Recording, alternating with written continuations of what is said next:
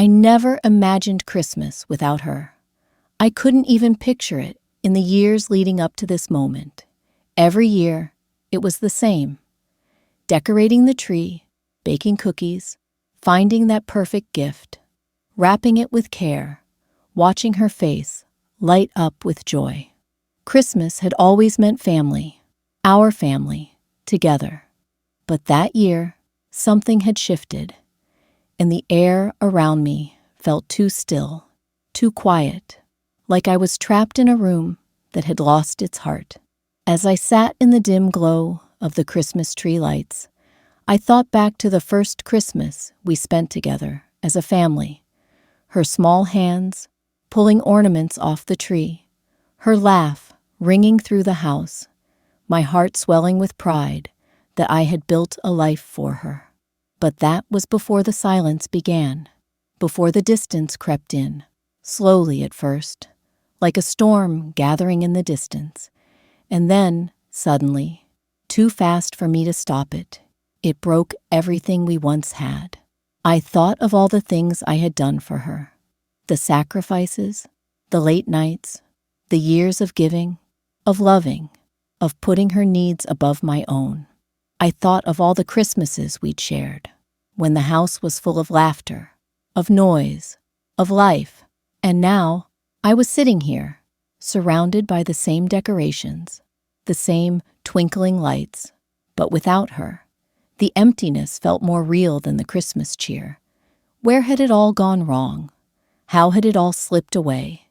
It wasn't supposed to be like this. The phone rang, snapping me back into reality, and I saw her name flash on the screen. My heart skipped, hope briefly fluttering in my chest. But I swallowed it down. It was a hollow feeling now, calling her, waiting for her to pick up, hoping for a glimpse of the girl she used to be.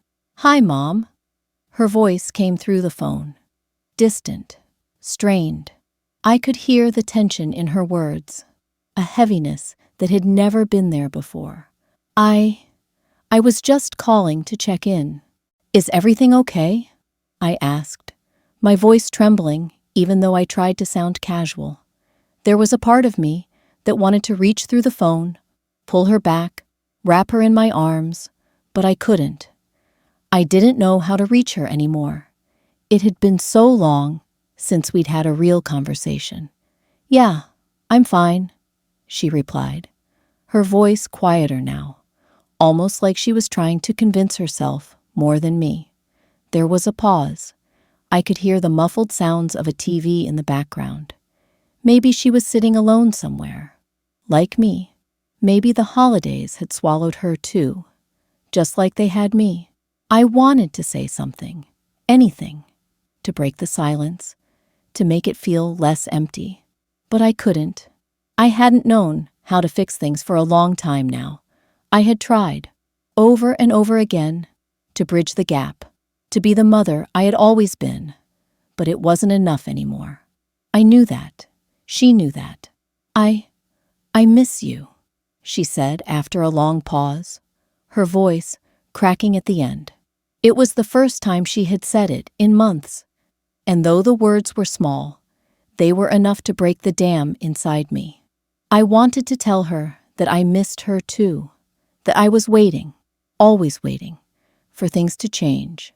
But instead, I just nodded, even though she couldn't see me.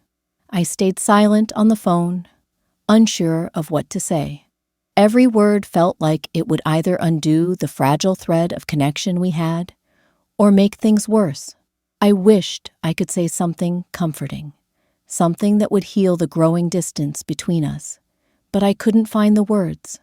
It had been like this for months, maybe even longer, this quiet desperation in the air between us. I wanted to go back to the days when she would run to me after school, her backpack swinging, eyes bright with excitement, talking a mile a minute about her day. I longed for the days when we would bake cookies together, laughing about how the dough never quite stayed in the shape of a star. The laughter, the lightness, those were the moments that filled my heart. But now, everything felt like a memory slipping through my fingers, fading a little more each day. She used to be so sure of everything, so confident in who she was and where she was going. But somewhere along the way, something had broken inside of her, and I couldn't fix it. Maybe that was part of the problem. Me always trying to fix everything, to shield her from pain, to make things better. I had spent so many years rescuing her, thinking that love meant constant sacrifice, that I never gave her the space to learn how to stand on her own. I had been her safety net, but in doing so, I had neglected my own needs and forgotten what it meant to live my own life. I watched the calendar flip from November to December, and the holidays loomed closer, each day bringing with it the weight of tradition. Christmas was always our thing, our time to come together. I had always prided myself on creating a warm, welcoming home, full of love and laughter. But that year, I wasn't sure if I even wanted to decorate the tree. The thought of it felt like a chore, something to fill the emptiness with more hollow memories. I stood in the living room, staring at the box of decorations in front of me, and then turned away. The house felt too quiet without her. As December progressed, the holidays crept closer. I would catch myself staring out the window, waiting for her to call, to come home, but the phone never rang, and the door stayed closed. I didn't even know what to expect anymore. It wasn't just about the absence of the person who used to be my daughter. It was about the absence of us, of what we had been together. And that was the part I couldn't quite get used to. The family gatherings I used to love felt like they were for everyone else. I was invited to dinners, but without her there, it didn't feel right. The laughter of cousins and uncles and aunts didn't bring me joy anymore. It just made the hole inside me feel bigger, like a void I couldn't fill. Christmas Eve came, and the house was as quiet as it had been for weeks. I made my dinner for one: turkey, mashed potatoes, and cranberry sauce, all piled on a single plate, and sat at the table, staring at the empty chair across from me. I thought back to the years when we used to sit there together, the two of us laughing at the chaos of family dinners, making fun of the mismatched decorations, and sharing stories long into the night. I missed her more than I cared to admit, and as the clock ticked closer to midnight, the weight of the silence pressed down on me, thick and heavy. I finished my meal in silence, cleaned up, and went to the living room, sitting in front of the tree with a glass of wine. I had decorated it alone, a task I had once enjoyed, but now it felt like I was going through the motions, hoping for a sense of joy I didn't know if I could feel anymore. The phone rang again, and I didn't even have to check the screen to know who it was. Her name flashed there, like a lifeline. I hesitated, but only for a second. "Hello." "Hi, Mom," she said, her voice tired, but softer this time. "I just wanted to, I don't know. I guess I've been thinking a lot about everything." I closed my eyes, breathing in deeply. I had no idea where this conversation was going, but I could feel the walls around me cracking, just a little. "Yeah," I said, trying to keep my voice steady. "What's on your mind?" She paused, and I could hear the sound of her breathing, the hesitation there. "I think about you, about us, a lot, actually, and I realize I don't know how I got here, how we got here." There it was, the admission I had been waiting for, but not in the way I had imagined. It wasn't a grand gesture or a sudden realization. It was a simple, quiet acknowledgement of what had happened. The rift between us wasn't just one-sided. It wasn't just about me trying too hard or her pulling away. It was about both of us, in different ways, losing sight of each other, losing sight of us. "I've been so angry," she continued, her voice breaking a little. "But I've been angry with myself. And with you, too. For not seeing what I needed. For not knowing what you needed. It's like we were both living in the same house, but we weren't really living together. I didn't know how to fix it, and I still don't know how to fix it. But I need you to know I'm sorry. I took a deep breath, the tears stinging my eyes before I could even speak. Amy, I don't want you to be sorry. I just want you to know that I'm here. I always will be, even when it feels like we're worlds apart. She was quiet on the other end, and I could hear the crackle of the line, as if the distance between us was something real, something physical. I don't know what to do, Mom, she finally said, her voice barely above a whisper. But I want to try. I want to come home. I want to fix things. It wasn't perfect, and it wasn't the grand reunion I had imagined. But in that moment, it was enough. It was enough to begin again. Slowly, carefully. The next few days were an odd mix of hope and uncertainty. I didn't know how to move forward, or if I even could. But what I did know was that something had shifted in both of us. It wasn't a magical fix, and it wasn't going to erase the pain or the years of distance. But it was a start, and sometimes that's all you need, just a start.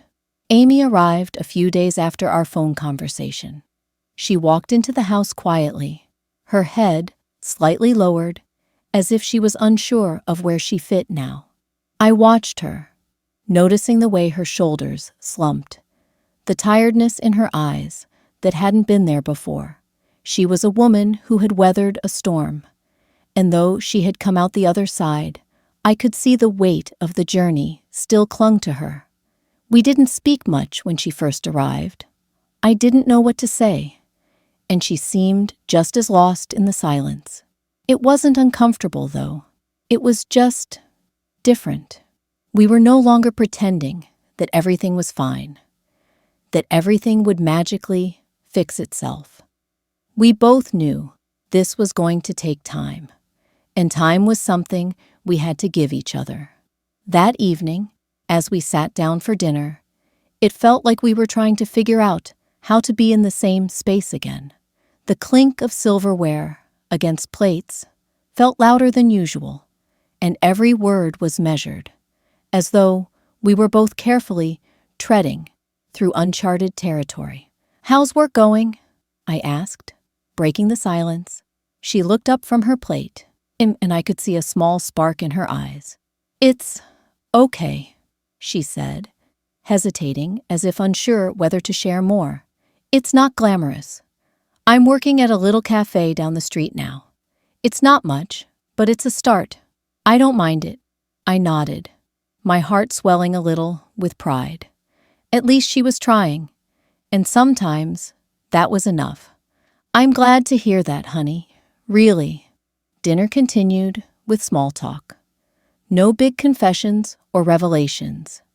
Just the simple rhythm of two people who had once shared a life, trying to find their way back to each other without forcing it.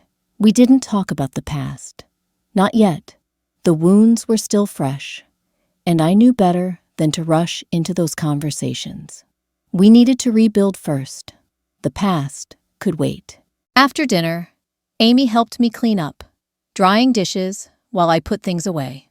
She was quieter now, but it was the kind of quiet that felt like she was listening, really listening, for the first time in a long while. I didn't rush her, and she didn't rush me. We were just there, in the same room, trying to learn how to exist together, without the weight of guilt or old grudges. It was late when I finally spoke. I'd been turning it over in my mind for a while, and now seemed like the right time. "You know," I said, "I don't know what's going to happen next. I don't know where this is all headed, but I do know that you've got to stop carrying the weight of everything on your own. You don't have to do this alone." She stopped drying the dishes, her hands still on the towel, as she looked at me. Her expression was soft, vulnerable, and for a moment, I saw the little girl who used to run to me for comfort. The little girl I had tried so hard to protect, to shelter from the world. "I don't want to be a burden to you, Mom," she said, her voice low. "You're not a burden," I said, my voice steady. "You never were, but you've got to learn that it's okay to lean on others sometimes. You don't always have to be strong." "I know," she whispered. "I'm just scared." I put down the dish I was holding and walked over to her. Scared of what? Scared that I'll fail, that I'll mess things up again, that I'm not enough. I felt a pang in my chest as I saw how deeply that fear ran. It was a fear I knew all too well, the fear of not being enough, the fear of failure. I wrapped my arms around her, holding her close. "You don't have to be perfect, sweetheart," I whispered. "You just have to keep going, one step at a time, and I'm here. I'm always here, no matter what." For a moment, there was nothing but the quiet sound of our breathing, the soft comfort of holding each other in the stillness of the night. It wasn't a grand gesture. It wasn't the solution to all of our problems, but it was real, and it was a step in the right direction. The days that followed felt like a slow but steady rebuilding. It wasn't easy, and it wasn't always smooth, but we began to find a new rhythm, a new way of existing together. The house felt a little less empty, and the silence, though still present, no longer felt like a weight we couldn't carry. Amy spent more time helping me around the house, not because I asked, but because she wanted to. I noticed the little things, the way she made the bed every morning, the way she'd bring me coffee when I was in the middle of something. She was learning how to care for herself again. And maybe, just maybe, she was beginning to learn how to care for me in the process. But there were also moments of tension, of uncertainty. Old habits were hard to break, and sometimes the weight of our past would creep back in. We'd snap at each other over small things, or I'd feel the old urge to step in and fix everything for her. It was hard to resist, to not fall back into that pattern. But I knew I couldn't do it anymore. I couldn't keep making her dependent on me. I needed her to learn how to stand on her own. One afternoon, she came to me with a look on her face that I knew all too well. "Mom," she said, sitting down beside me, "I don't know if I'm doing this right." I smiled softly, turning to face her. "There's no right or wrong way, honey. You're just doing your best, and that's all anyone can ask for." She sighed, running her fingers through her hair. "I'm just afraid I'll mess it up again. I don't want to disappoint you." I took her hand in mine. "You won't disappoint me. Not because of anything you do or don't do. You're my daughter, and that's all that matters." She nodded, but the doubt in her eyes lingered. I could see that she was still struggling, still afraid, but I also saw something else. The spark of determination, the will to keep going. She wasn't giving up, not this time. That winter moved slower than most. Mornings were gray and soft, the kind of quiet that made you want to wrap yourself in a blanket and stay still. I'd find Amy in the kitchen early some days, already dressed for work, hair pulled back, Mason still asleep in the next room. She wasn't rushing, not anymore. She was learning to move at a pace that didn't burn her out, a pace that allowed space to breathe. She'd sit with me and sip tea, sometimes talking, sometimes not. I stopped expecting conversation and learned to appreciate her presence as it came. We didn't need to fill every silence. Some silences are sacred. They hold more than words can ever say. One morning, just before Christmas, she sat across from me, tracing the rim of her mug. "Do you remember when I was 15, and I said I hated you?" she asked suddenly. I looked at her, heart caught off guard. "Yes," I said honestly. "I remember." "I didn't mean it," she said, eyes brimming. I was just lost, angry. You were the only one there, so I pushed you away. I reached across the table and took her hand, gently. I know, and I stayed, even when you didn't want me to. That morning, something old and heavy lifted between us. Not erased, not forgotten, but softened, put down. Later that week, she came home from work with a paper snowflake Mason had made at school. It was crumpled and uneven, with glitter stuck in all the wrong places. She held it out like it was gold. Mason made this for you, she said. I smiled as I took it, touched more than I let on. I'll hang it on the fridge, I said. Right next to the sun, he drew me. We laughed at how Mason's sun looked more like a lopsided lemon, and Amy laughed in that open, unguarded way I hadn't heard in years. We didn't have a tree that year. Money was tight, and decorations seemed less important than dinner on the table. But we strung some lights across the windows, and I let Mason help me bake cookies. He spilled flour everywhere, of course. The dog got into the frosting. Amy rolled her eyes, but smiled as she cleaned it all up. And on Christmas morning, there weren't piles of presents. Just 3. One from me to Amy, a second-hand sweater in her favorite color.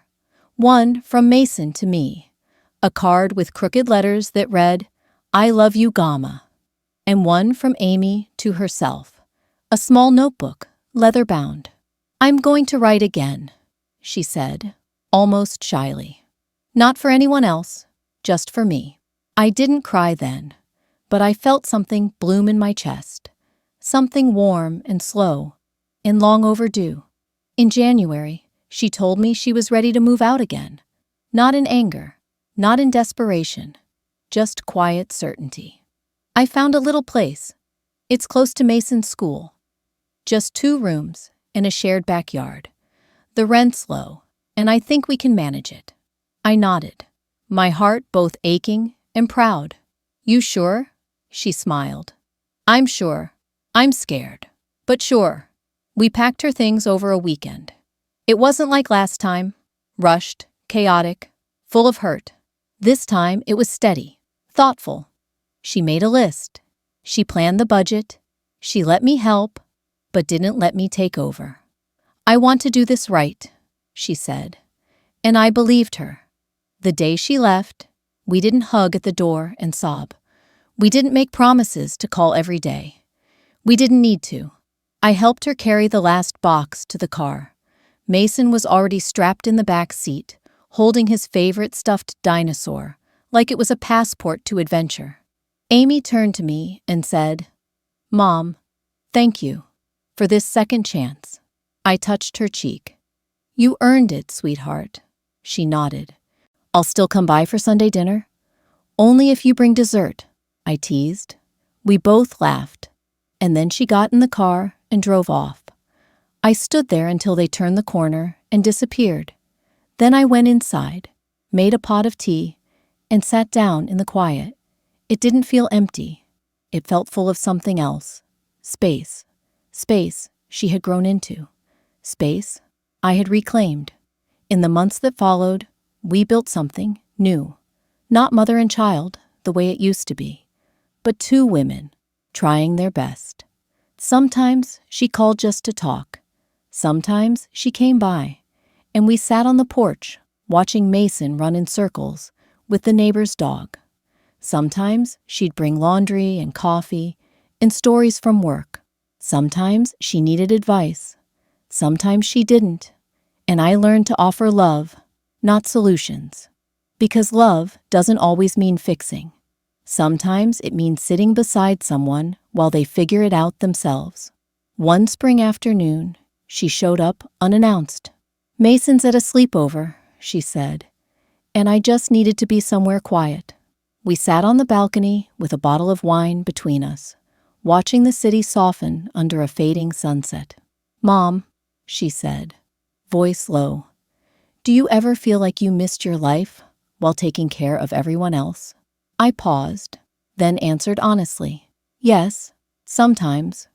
She didn't say anything, just nodded, and I knew she understood me in a way she never had before. Later, she offered, "If you ever want to travel, I'd come with you." I smiled. "If I want to travel, I'll go. But thank you." She laughed. "Fair enough." We sat there a little longer. No rush to fill the silence. That summer, I started writing again. Essays, letters I'd never send, thoughts I'd kept buried under decades of being mom and grandma and the one who held it all together. I didn't write to be published. I wrote to remember who I was. Amy read some of them eventually. One evening, she looked up from a page and said, "I think I finally see you now." And that meant more than any apology ever could. Autumn came early that year. The air turned crisp in September, and leaves began to let go before I was ready. I watched them drift from the trees with a kind of reverence. How they didn't fight the fall, didn't cling or beg to stay. They just let go, trusting what came next. I found myself doing the same. One quiet evening, as golden light poured into my kitchen, I looked around the apartment and noticed how still it had become. Mason's drawings were no longer on the fridge. The laundry was folded and stayed folded. There were no tiny footsteps running down the hallway, no sudden spills or late-night knockings on my bedroom door. And yet, I wasn't lonely. The stillness no longer felt like absence. It felt like peace. That was the year I turned 64. I didn't tell anyone. No party, no candles. Just a walk in the park, a cup of strong coffee, and a handwritten letter I wrote to myself. In it, I wrote, "You did it. You made it through the storm. You didn't lose yourself. You just forgot for a little while. But now you remember. Now you choose." Amy was thriving. Not in a flashy, Instagram-perfect way, but in the real way that matters. She still worked at the furniture shop, still walked Mason to school every morning, rain or shine. She didn't complain like she used to, didn't collapse under the weight of little things. She had started budgeting, meal planning, even saving. I saw lists on her fridge. Groceries, rent, new sneakers for Mason, bus pass, one treat, just for me. She still made mistakes, of course. We all do. But now she met them with resolve, not excuses. One afternoon, she called. Her voice was tight. Mason broke his arm. Playground accident. I stood, ready to grab my purse, my keys, my coat. But then she said, "I just needed to hear your voice. We're at the hospital now. I've got it under control. I just needed a second." I sat back down, my heart full. She didn't need me to fix it. She just needed to know I was there. That's the difference, isn't it? Between dependence and connection, between needing someone to survive and choosing someone to share the weight. That Thanksgiving, Amy cooked. Not just one dish, everything. The stuffing, the turkey, the cranberry sauce from scratch. I offered to help, but she waved me off. "Mom, just sit. I want to do this."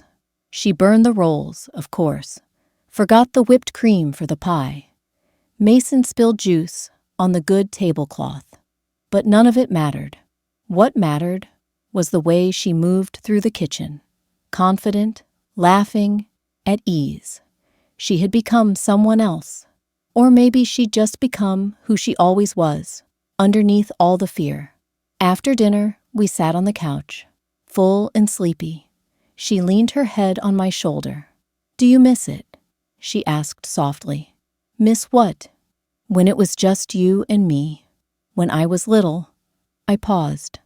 "Sometimes, but that wasn't real. That was survival. This is living." She nodded. "Yeah, I like this more too." That December, they didn't spend the holidays with me. She and Mason went on a trip. Just a weekend getaway up north. Snowy cabins, sledding, a little tree they decorated with homemade ornaments. She sent me pictures. In one, Mason is holding up a paper star, grinning. In another, Amy's bundled in a scarf, cheeks flushed, eyes bright. She looked so alive, and I didn't feel left out. I felt proud, because part of parenting, real parenting, is teaching them how to leave, not to abandon you, but to walk into their own lives without falling apart.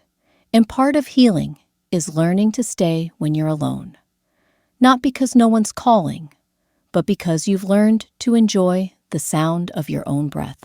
On Christmas Eve, I lit a single candle in the window, a tradition I'd forgotten somewhere along the way. I sat with a cup of tea, wrapped in a thick sweater, and watched the snow fall slow and steady outside. The world hushed, soft around the edges, peaceful. I didn't feel sorry for myself. I didn't scroll through old pictures or ache for what used to be. Instead, I felt full of everything we'd walked through, survived, rebuilt. I was no longer just a mother or a grandmother. I was a woman who'd found her feet again, a woman who had stopped bleeding just to keep others warm, a woman who understood, at last, that love isn't about sacrifice. It's about boundaries. It's about being honest, even when it hurts. It's about saying, I will always love you, but I will not lose myself for you again. Months later, Amy asked if I wanted to go on a short trip together. Just the two of us, she said. Like old times, but different. We drove up the coast, just a few hours away. Found a tiny rental cabin on a cliff overlooking the sea. No TV, spotty signal, just waves and wind and long walks. We didn't talk the whole time, but when we did, it was easy, light, unforced. At one point, she turned to me and said, I like who I am now. I smiled. I do too. She leaned against me. You could have given up on me. I shook my head. I thought about it, but I also thought about who you might become if someone just believed in you, long enough for you to believe in yourself. She closed her eyes, and for a long time, we just listened to the waves crash below.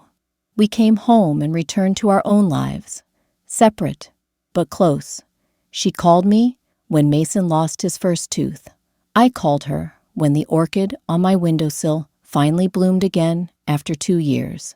We showed up for each other, not out of guilt, not out of duty, but because we wanted to.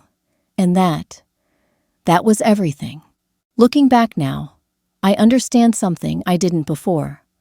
The holidays I once spent surrounded by people, noise, and chaos, those were beautiful in their own way. But the first Christmas I spent alone, that was sacred. It was the moment I finally understood that loving someone doesn't mean giving everything away. It means standing beside them as equals. It means showing up with open hands, not clenched fists. It means saying, I will walk beside you, but I will not carry you. And now I have peace. I have quiet mornings and good books and neighbors who wave when I water my plants. I have Sunday dinners where no one apologizes and everyone laughs. I have a daughter who found her way, and I have a life that finally feels like mine. Not borrowed, not sacrificed, but fully, truly mine. And if one day I spend another Christmas on my own, I'll light a candle, I'll pour a cup of tea, and I'll remember how far we've come. If you've made it here to the end, thank you. This story wasn't just about family or the holidays. It was about the quiet strength it takes to choose peace, even when it feels like you're letting go of love. And maybe, like me, you've had to learn that love isn't about losing yourself to hold someone else up. Sometimes, real love means stepping back so you can both grow. Now, I'd love to hear from you. Have you ever had to let go of someone you loved deeply, not out of anger, but out of self-respect? Drop your thoughts in the comments. Share your story. Let's hold space for one another, because you never know who needs to hear that they're not alone. If this story moved you, hit that like button and consider subscribing for more stories that speak to the heart. Until next time, take care of yourself and remember, you are allowed to choose peace, even if it looks like silence to the rest of the world.